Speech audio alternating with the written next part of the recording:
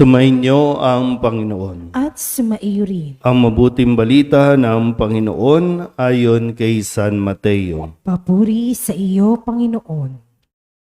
Noong panahong iyon, sinabi ni Jesus sa kanyang mga alagad, "Kung ibig ninumang sumunod sa akin, limutin niya ang ukol sa kanyang sarili, pasanin ang kanyang krus at sumunod sa akin. Ang naghahangad na magligtas ng kanyang buhay ay siyang mawawalan nito.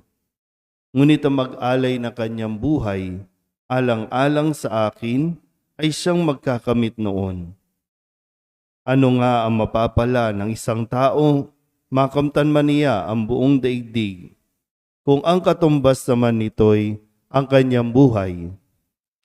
Ano ang maibabayad ng tao para mabalik sa kanya ang kanyang buhay? Sapagkat darating ang anak ng tao na nataglay ang dakilang kapangyarihan ng kanyang ama at kasama ang kanyang mga anghel.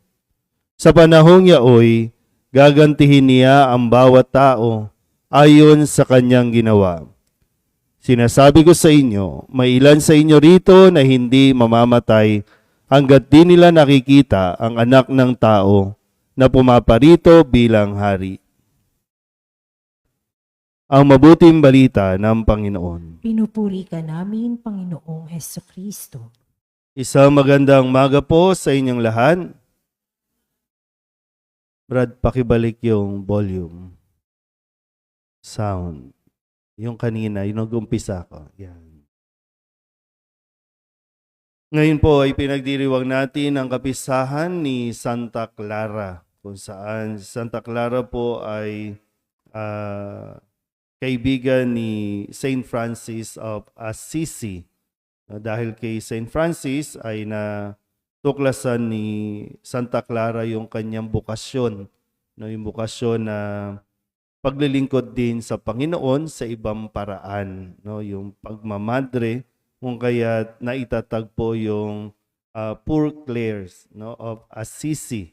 At siya po ay naglingkod ng mahabang panahon. Sabi po sa liturhiya sa ordo, 42 years siyang naglingkod sa kumbentong ito na kanila pong itinayo para sa mga kababaihan. Kung si Saint Francis ay nagtatag at nagkaroon ng mga para sa kalalakihan, si Saint Clare naman po yung para sa mga kababaihan. At sadya pong ganito ang pagtawag ng Panginoon. May iba't ibang uri ng bukasyon.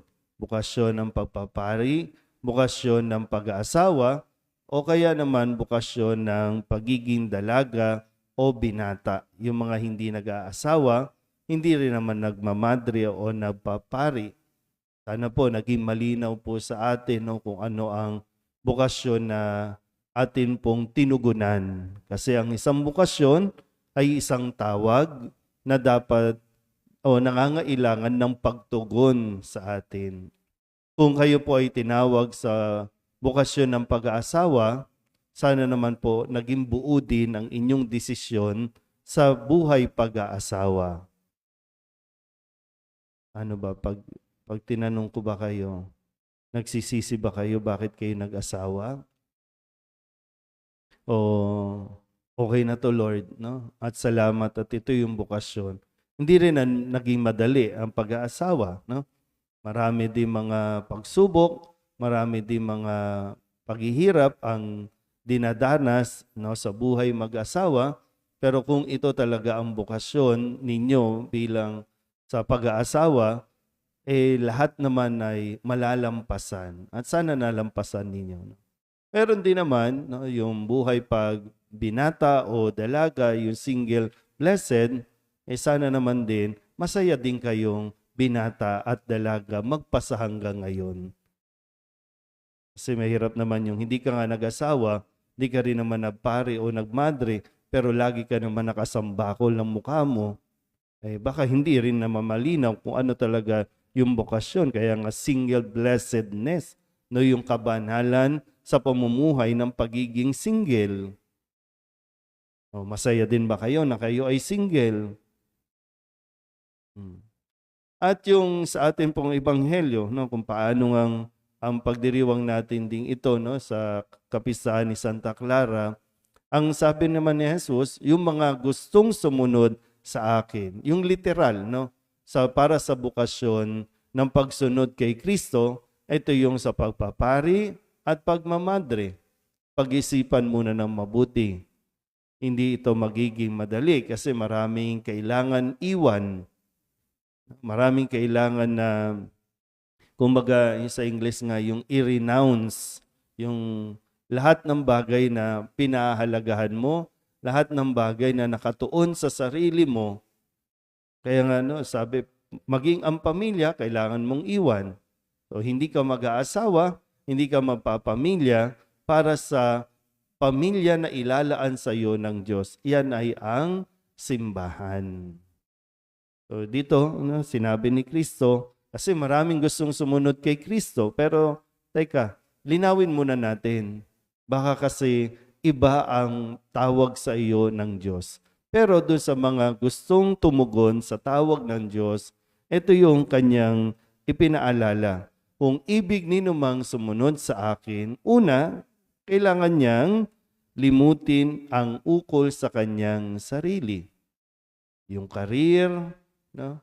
Yung kanyang pangarap, yung kanyang mga, maging yung basta lahat ng nakasentro sa tungkol sa kanyang sarili, kailangan niya itong i-give up. Hindi ang sarili na ang iisipin, kundi ang para sa iba. Hindi na siya para sa sarili niya, kundi para na siya sa iba. So yung buhay niya ay para makapagbigay ng buhay, para makapaghatid ng mabuting balita na magbibigay ng buhay. So yung una, kaya mo bang limutin ang iyong sarili? Actually, kahit sa pag-aasawa, di ba po, no? Kapag nag-asawa ka, kailangan mo nang isuko ang buhay, pagiging binata, pagiging dalaga. Pag nag-asawa ka, lalo na kapag nagkaanak ka na, iisipin mo na, hindi na yung sarili mo na, sarili mong damit, sarili mong pagkain, lahat yan ay iisipin mo na para sa pamilya. So, kaya nga, bawal yung makasarili. Walang puwang sa pagsunod kay Kristo yung selfish, no, yung nakasentro lang, no? Kaya nga kahit yung pag sa tingin mo mayroong kang issue sa atensyon, no? Wag ka munang pumasok sa isang bukasyon. Pag-aasawa man yan o pagpapari. Kasi baka yun lang hinahanap mo, mapansin lang, no? Gusto mo lang ng pansin. Kaya nga sa amin, no, sa loob ng seminaryo, isa yan sa tinitingnan, no? Part ng discernment ay kung ano ba ang hinahanap mo. Kasi kung naghahanap ka lang ng pansin, hindi ang pagpapari ang sagot, no, sa pangangailangan mo. Pangalawa, ang sabi dito, pasanin ang kanyang krus. So, ano man yung nakaatang na responsibilidad, ano man yung nakaatang, no, sa iyong balikat, sa pagiging ano man ang tugon mo sa patawag ng Diyos sa iyo, dapat handa ka dito. Yung krus, kung tutuusin, mabigat yan. Ang pagpasa niyan, masakit. Kaya pag-isipan muna ng mabuti. Hindi padalos-dalos dapat. Sabi nga natin, yung classic, no? Hindi ito parang kanin na isusubo na kapag napaso, iluluwa mo. Ayoko na. At yung panghuli, sabi niya, sumunod sa akin. Handa ka bang sumunod sa mga sasabihin ni Jesus?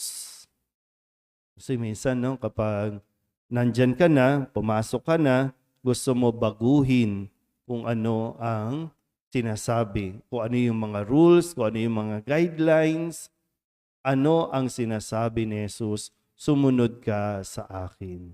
Handa ka bang makinig? Kaya yung capacity din, no?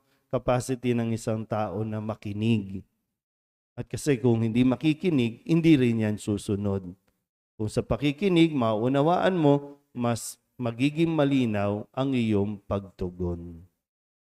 Sana po no, sa inyo dito, ulitin ko po, sa inyong mga nag-a-attend ng misa dito, sumobra na tayo sa edad. Sana naman po wala nang pagsisisi sa mga bukasyon na pinili at tinugunan natin. Itong dalawang batang ito, doon na nandito, sana makita nila sa kanilang paglilingkod dito sa simbahan kung ano talaga ang nais nila o ano ang nais ng Diyos para sa kanila. Amen?